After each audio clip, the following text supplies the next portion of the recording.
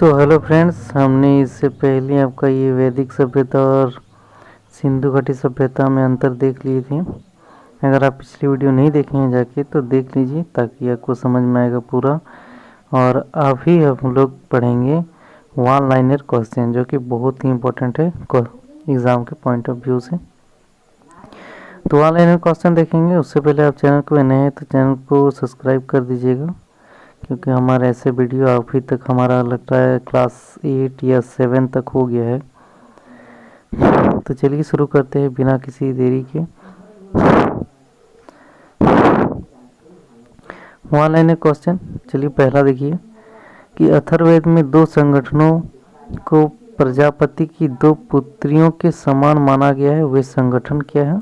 सभा और समिति।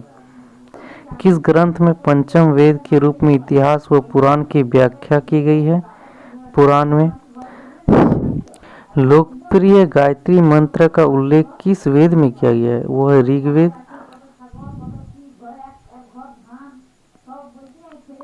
और शूद्र का सर्वप्रथम उल्लेख ऋग्वेद के किस मंडल में मिलता है? दशम मंडल में। किन दो मंडलों में ऋग्वेदिक आर्यों के लौकिक जीवन व दार्शनिक चिंतन के साक्ष्य उपलब्ध होते हैं? तो पहला व 10वां मंडल। जिस ऋषि ने दक्षिण भारत का आर्यकरण किया था वे थे अगस्त्य। वैदिक समाज का 4 वर्णों में विभाजन का स्पष्ट उल्लेख किस ग्रंथ में प्राप्त होता है? ऋग्वेद का पुरुष सूक्त। वैदिक आर्यों द्वारा उत्पादित सबसे प्रमुख खाद्यान्न था जौ। पुनर्जन्म के सिद्धांत का प्रथम स्पष्ट साक्ष्य किस ग्रंथ में प्राप्त होता है? बृहदारण्यक उपनिषद। किस अधिकारी को राज निर्माता के रूप में जाना जाता है? ग्रामणी। ऋग्वैदिक काल के लोग इंद्र को किस प्रयोजन से आह्वान करते थे? भौतिक सुख एवं विजय।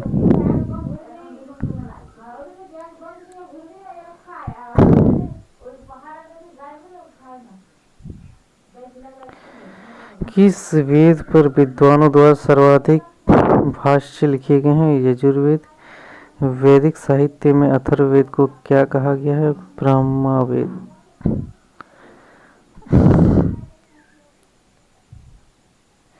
ऋग्वेद में यमुना का कितनी बार उल्लेख है? 3 बार। वैदिक काल में मुख्य विवाह संस्करण कहलाता है पाणिग्रहण। किसने उल्लेख किया है कि ब्राह्मण को वसंत में, क्षत्रिय को ग्रीष्म में, वैश्य को शीत में और रथकार को वर्षों में अग्निहोत्र करना चाहिए? तृतीय ब्राह्मण में।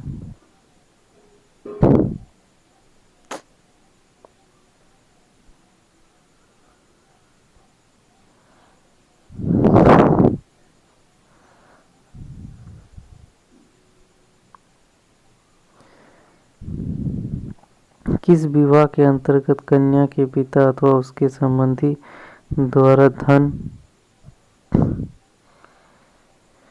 लेकर कन्या का विवाह करना आता है? असुर। किस वेदांग से हमें शब्दों की व्युत्पत्ति के संबंध में पता चलता है? निरुक्त। ऋग्वैदिक सभ्यता मुख्यतः किस क्षेत्रों में केंद्रित थी? पंजाब व दिल्ली। ऋग्वेद के 10वें मंडल में किसका उल्लेख पहली बार मिलता है? शूद्र। सत्यमेव जयते किस उपनिषद से उद्धत है? मुंडकोपनिषद। सर्वप्रथम किस उपनिषद से ब्रह्मचार्य, गृहस्थ, वानप्रस्थ एवं संन्यास 4 आश्रमों का वर्णन हुआ है? जाबालोपनिषद। ऋग्वेद में उल्लिखित नदियों का सर्वाधिक महत्वपूर्ण नदी कौन सा था? सरस्वती। ऋग्वैदिक युग की सर्वाधिक प्राचीन संस्था कौन सी थी? विदत।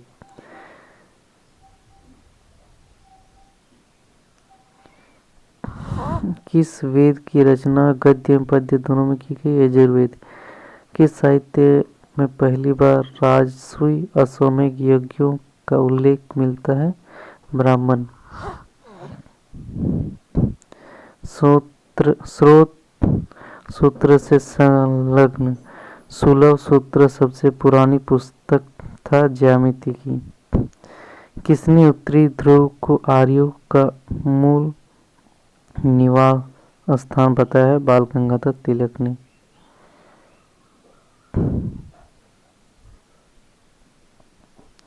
प्रारंभिक वैदिक समाज मुख्यतः किस पर आधारित है? पशुपालन पर। ऋग्वेद का एक स्थान पर 10 राजाओं के युद्ध का उल्लेख हुआ है जिसे 10 राज्य युद्ध कहा गया है। यह युद्ध किस नदी के तट पर लड़ा गया था? रावी नदी के।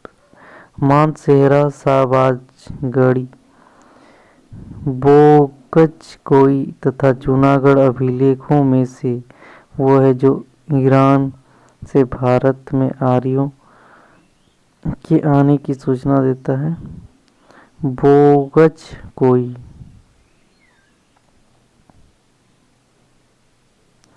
शंकराचार्य अन्वेषण विवेकानंद तथा बाल गंगाधर तिलक में से वो है जिसने आर्यों के आदि देश के बारे में लिखा था? बाल गंगाधर तिलक।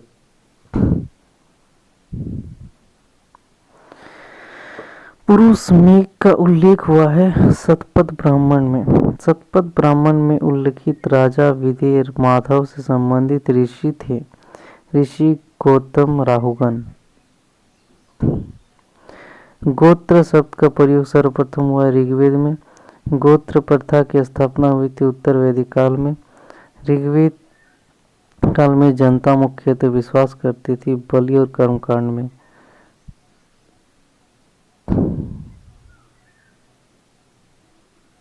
सिंधु, सरस्वती, विस्तृत और यमुना में से वह नदी जिसे ऋग्वेद में माते तमा, देवी तमा, नदी तमा के रूप में संबोधित किया गया है सरस्वती को। प्राचीन काल में आर्यों के जीविकोपार्जन का मुख्य साधन था शिकार।